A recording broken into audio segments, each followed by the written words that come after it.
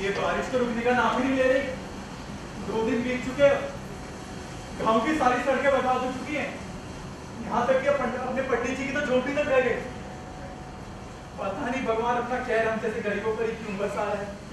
वैसे आप कह रहे थे आपसे मिलने कोई आने वाला था आज?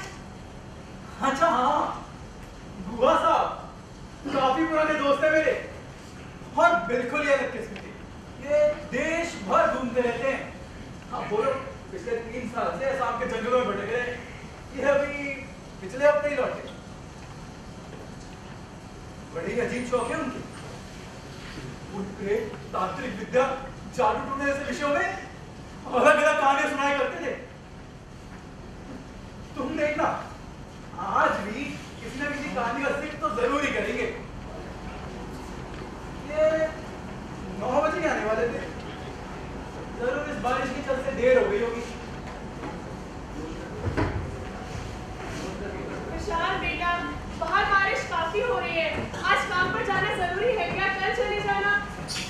दरअसल बात कुछ ऐसी है, गांव में नया पुल बन रहा है और कंपनी वालों ने मजदूर की शिफ्ट बढ़ा दी है। ऊपर से वो नया कॉन्ट्रैक्टर बड़ा हरामी है, बात बात में तनख्वाह काटने की बात करता है। इसलिए जाना तो पड़ेगा, पर जल्दी लौटने की पूरी कोशिश करूंगा। ठीक है, पर खाना खाकर जाना। जी।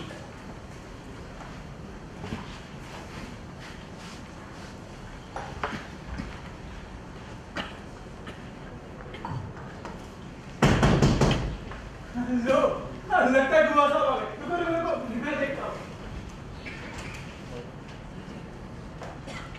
अरे कैसे हैं बुआ साहब? अरे मैं तो बिल्कुल बढ़िया हूँ, लेकिन तुम बड़े पतले हो गए हो। बीवी ढंग से खाना नहीं देगी क्या? अरे ऐसी बात नहीं है, आओ बैठो बैठो। ये मेरी पत्नी लीला और ये मेरा बेटा विशाल। नमस्ते नमस्ते। और बुआ साहब आप बताइए, कैसा रहा आपका आसाम फिर? क्या बताऊं केशव, बड़ा ही खतरनाक था। मैं आज तक कई भयानक जगहों पर गया हूं, लेकिन वो गांव तो कुछ ज्यादा ही विचित्र था। किस गांव की बात कर रहे हैं आप? और ऐसा क्या देख लिया आपने?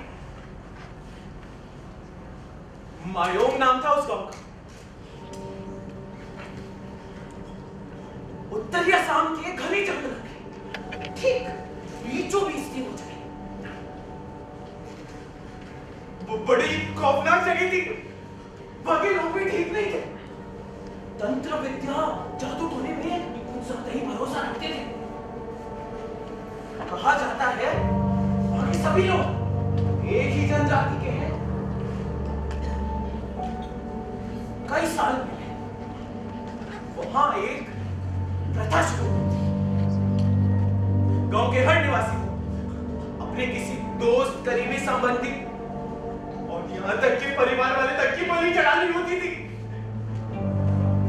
कहा जाता है ऐसा करके वो अपने पापों से मुक्त हो सकते हैं। और ये प्रथा आज भी जारी है। क्या? पर वो ये होने कैसे देता है? पुलिस वगैरह कुछ कहती नहीं?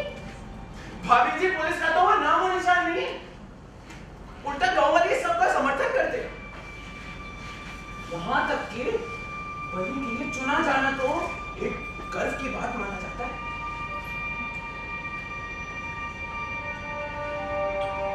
लेकिन ये बात मुझे सबसे अजीब नहीं लगी। मैं सबसे ज्यादा हैरान था उनके बलि चढ़ाने के तरीके को देखकर। सर काटने से लेके गला तो चलने तक हर नए तरीका आजमाते थे वो लोग। और कोई कुछ नहीं कहता। कुछ जैसे ये सब जायज हो। पता नहीं किस भगवान में भरोसा रखते। चाचा फिर आप ऐसे गाँव में गए क्यों? कश्मीर से कन्याकुमारी तक आपको यही जगह मिली कि घूमने जाने? दरअसल मैं तंत्र विद्या पे किताब लिखी,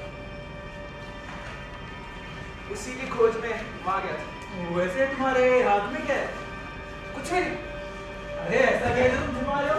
इसके बारे में बात नहीं की जाए तो बेहतर होगा। अरे बताओ भी, मैं कौन सा तुम्हें छीन रहा हूँ?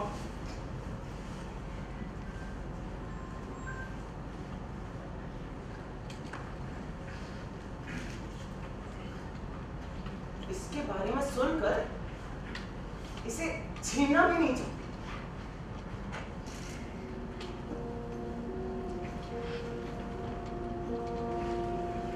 नायोंग गांव से ही ताल्लुक है इसका। ये एक मरे हुए बंदर का हाथ है। वहां मुझे एक तांत्रिक मिला था, वहां के लोग उसे सबसे ऊपर मानते हैं। कहा जाता है उसने अपने पापों से मुक्त होने के लिए अपनी बेटे की बलि चढ़ा दी थी। उसके पास गया मैं, उसी ने मुझे ये चीज दी और कहा कि अपने दाहिने हाथ में रख के जो भी चीज मांगोगे वो पूरी हो जाए।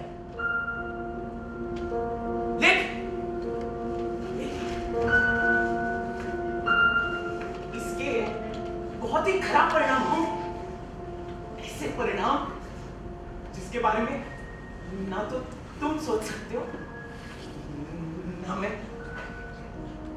इससे साफ जाहिर होता है इंसान कितनी भी कोशिश करे कुछ चीजों पे उसका नियंत्रण कभी नहीं। चाचा जमाना बहुत आगे बढ़ चुका है। जादू टोना तंत्र विद्या जैसा कुछ नहीं होता। से आप भी आगे बढ़ रही है। चलो मैं निकल रहा हूँ, मुझे देरी हो रही है।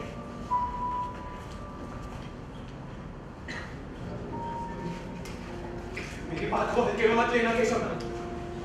उस तांत्रिक ने एक अमावस की रात को इस बंदर को मारा था और कुछ भयानक मंत्र पढ़कर उसको ये शक्ति प्रदान करी थी।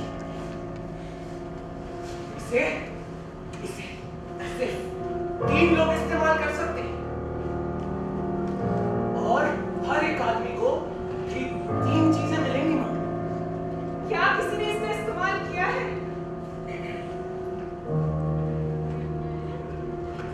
दो लोगों ने इसका दो। और इनकी जांच पूरी हो गई? हाँ, क्या आपको पता है उन्होंने क्या मांगा था? दूसरे आदमी की आखिरी इच्छा मृत्यु थी। ये सब एक मनगढ़ंत कहानी लगती है। खैर, अब ये कैसे इस्तेमाल करने के बाद ही पता लगेगा। वैसे उस गांव में सब इस चीज में भरोसा रखते हैं, इसलिए तो आज तक किसी भी तीसरे आदमी ने इसका इस्तेमाल करने की वहां कोशिश नहीं करी। तो भला तुम इसे यहाँ क्यों लेकर आए? दरअसल उन लोगों का एक रिवाज है, वो अपने आए हुए मेहमान को जाने से पहले कोई ना कोई चीज देते हैं। मेरे नसीब में ये थी। तो क्या सोचा तुमने? आखिर क्या मांगना चाहते हो? कैसी बातें कर रहे हो? तुमने मुझे ठीक से सुना नहीं क्या? उस आदमी ने अपने आखिरी इच्छा में मरना चाहा। जिसने भी इसका इस्तेमाल किया उसकी जिंदगी तबाह हो गई है। कोई पागल ही होगा जो ये सब जानते इसका इस्तेमाल करना चाहे। क्या कर रहे हो केशव नाथ? पागल हो गए क्या? क्या तुम्हें मैं पागल लग रहा हूं? देखो मेरी बात सुनो। भूल जाओ ऐसी कोई भी चीज। भूल जाओ, यहाँ छोड़ो, मैं नहीं, आप क्यों तकलीफ लेते हैं? इसे मैं ही फेंकूंगी। वैसे आपने बताया नहीं आप क्या लेंगे।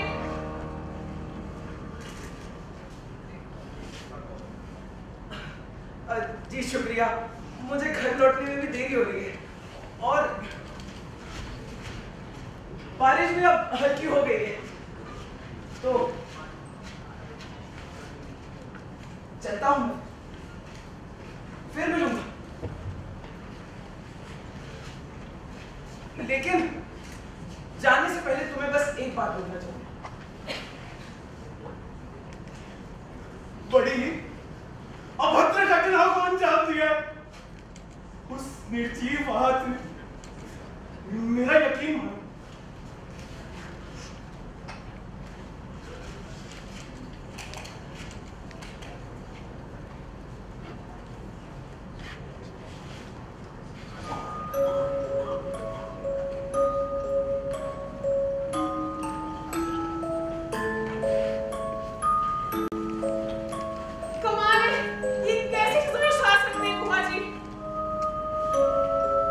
आपको क्या लगता है उनकी बात में तो इसे इस्तेमाल करने के बाद ही पता चलेगा। देखिए, सोच समझ कर फैसला कीजिए, कहीं कुछ- अरे 10,000 रुपए तो मांग रहा हूँ उससे। इसमें किसी का क्या ही बुरा होगा? तो थोड़ा ज्यादा ही मांग लीजिए। अच्छी बात नहीं है। ये भी ठीक है।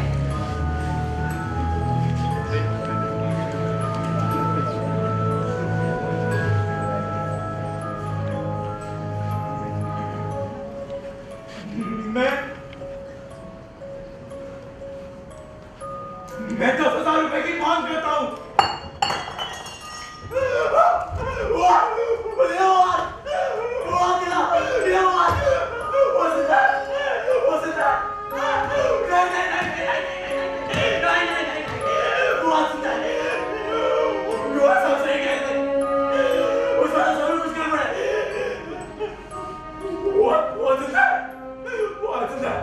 नहीं तो ये तो बिल्कुल अजीब है, वैसे का वैसा। कहाँ है मैं? शायद आपको पता होगा। लगता है कि गुहाजी के पास को ज्यादा ही सर पे चढ़ा लिया। आप चिंता मत कीजिए, आप सो जाइए। ये सब नकली था। ना ही कोई पैसा, ना ही कुछ बुरा हुआ। आप सो जाइए।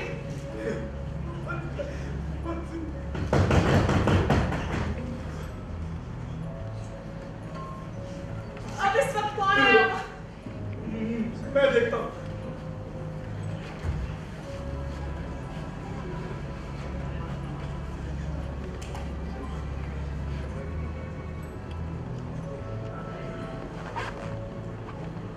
क्या ये केशवनाथ सिंह का घर है? जी। और आप कौन? क्या आप ही केशवनाथ हैं? हाँ भैया, ये कौन? अंदर तो आने दीजिए। मैं सम्राट कंस्ट्रक्शन कॉन्ट्रैक्टर्स की तरफ से आया हूं, जहाँ तुम्हारा बेटा विशाल काम करता है। दरअसल बात ऐसी है कि गांव में पुल की बनावट है। लगभग आधा काम हो चुका था, लेकिन पिछले कुछ दिन से लगातार होने वाली बारिश के कारण उस पुल का एक हिस्सा गिर पड़ा। इस हादसे में कई सारे मजदूर की मृत्यु भी हुई। माफ कीजिएगा, उसमें आपका बेटा विशाल भी शामिल था। क्या? एक भारी पटिया उसके सर पर आ गिरा और उसकी गर्दन कट गई। अपने आप को संभालने की कोशिश कीजिए। अरे क्या कह रहे हो? ये सब कैसे हो सकता है? अरे आपने बुलाया क्यों नहीं? वो आपका रास्ता लेके गए। मुझे आप इसका लेके चलिए, वो ठीक तो है ना? अरे बात को समझने की कोशिश कीजिए। उसकी बॉडी पूरी तरह कुचल गई थी। अस्पताल ले जाने का कोई मतलब नहीं था। सारी लाशों को पहली पाकिस्तान भेज दिया गया था। हाँ, ये कुछ तस्वीर है उसकी। लीजिए देखिए, सिर्फ कपड़ों से पहचान पा रहे हैं उसे। अरे क्या मजाक लगा रखा है क्या? आपको हमारी इजाजत देने की जरूरत नहीं महसूस हुई। हमारी इजाजत के बगैर हम ऐसा कोई कैसे सकते हैं? देखिए, जो भी बात है, आप साफ-साफ बता दीजिए। अगर आपने बात कुछ की, तो हम पुलिस से फरियाद करेंगे। हम समझ गए, हम सब समझ गए। आप ऐसा इसलिए कर रहे हो ताकि हम अपनी गलती छुपा सके, जिससे कि एक बात भी आगे ना हो और आप अपना काम भी साइड रख सके। अरे आपके साइड पर किसी मजदूर को चोट ना पहुंचे, ये आपकी जिम्मेदारी थी ना। विशाल बता रहा था, ये जरूरत के लिए हेलमेट वगैरह भी नहीं दिया करते थे। मैं पुलिस में फरियाद करनी होगी। चलो अरे कहाँ जा रहे हो केशवनाथ जी? इतनी देर से प्यार से समझाने की कोशिश कर रहा, पर तुम होगी पुलिस में जाने की बात कर रहे हो। अरे कहाँ इस साल में पुलिस थाने के चक्कर काटना चाहते हो? ये कोर्ट कचहरी अमीरों के चौथले है। सालों निकल जाएंगे और कुछ होना जाना नहीं है। बस ऐसा बैठेगा पानी की तरफ। आए बड़े पुलिस कमेंट कराने वाले। मेरी बात मानो और इस बात को यहीं दबा दो। हाँ, हमारे पास और तरीके भी है। कहना केशवनाथ जी कहावत है, पैर उतने ही फैलाने चाहिए जितनी चद्दर हो। ऐसे के बाहर पसंद बनाने से साला कोई ना कुछ तो खा के रहेगा। साला कहाँ से आता है इतना जोश?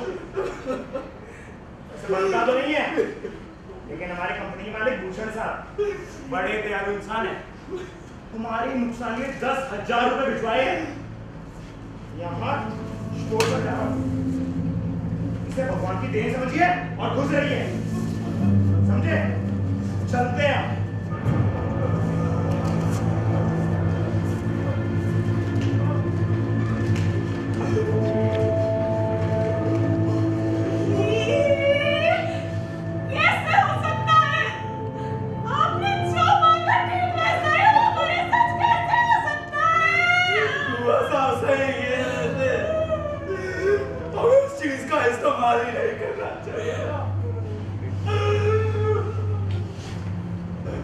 सारी मेरी गलती है।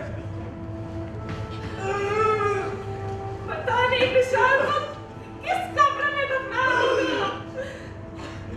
जाने से पहले हम ठीक से उससे बात भी नहीं कर पाए। काश हमने उस हाथ को तभी फेंक दिया होता तो ये सब कुछ ना हुआ होता। लालच का नतीजा है ये सब। एक मिनट, वहाँ सामने मांगो। एक आदमी 3 चीजें मांग सकता है। ये हमने पहले क्यों नहीं सोचा? वो ताबीज़, आप उसे जल्दी लाइए और हमें दूसरी इच्छाएं शाम को जिंदा कीजिए। पागल है क्या?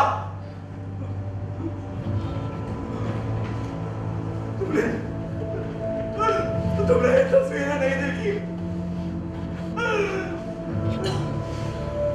विशाल की गर्दन कट चुकी है। हमारा विशाल मर चुका है। वो वापस नहीं आएगा।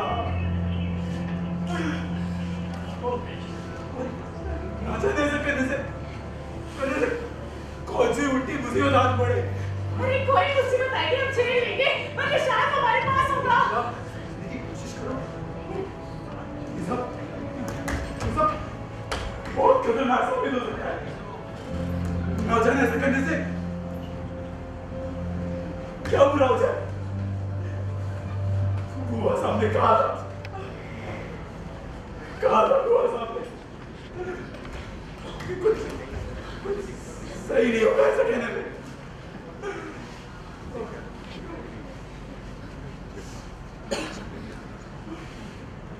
आप बस इस समय दाहिने हाथ में पकड़िए। अरे क्षमा, अरे पकड़िए ना, भागिए।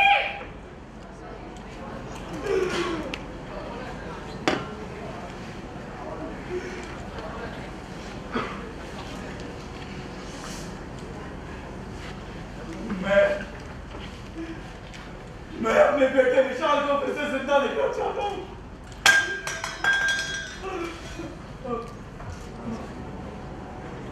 थोड़ा वक्त तो लगेगा इसमें।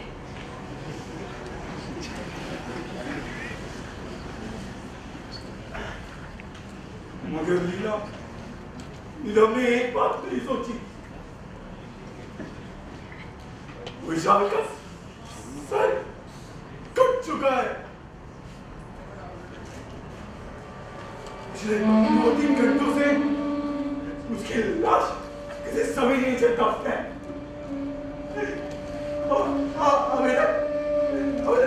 शरीर सड़ने भी लगा होगा। यदि ऐसे में उसकी लाशें आ गई तो क्या करेंगे? कहीं ये सब कुछ उल्टाना पड़ता है। मुझे बहुत डर लग रहा है। जरूर से लाश का निर्माण करने वाला है। बहुत डर लग रहा है। बहुत डर लग रहा है।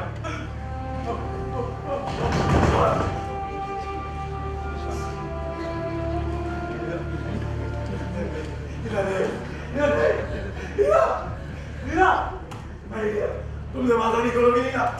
नहीं नीला, हमें नहीं पता उसकी लाश के साथ में आई होगी। हम नहीं जानते। तो अपने बेटे से कैसे मैं अपने बेटे से नहीं जाता हूँ नीला। मैं उस हाथ के चोट में जाता हूँ। तुमने देखा है उसी वक्त क्या हुआ था? हम उसे बिल्कुल भरोसा नहीं कर सकते। ना जाने क्या उल्टी मुसीबत आ जाए। हम उसे भरोसा नहीं कर सकते। यह समझने की कोशिश करो नीला। नीला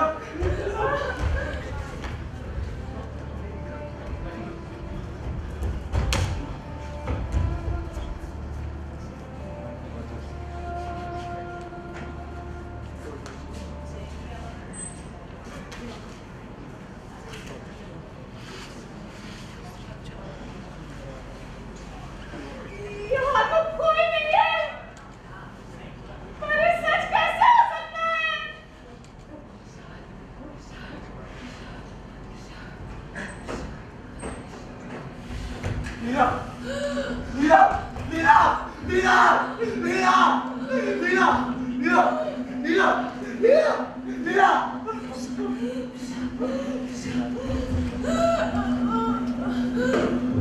लीला लीला लीला लीला लीला कुछ नहीं बनेगा लीला लीला लीला लीला लीला लीला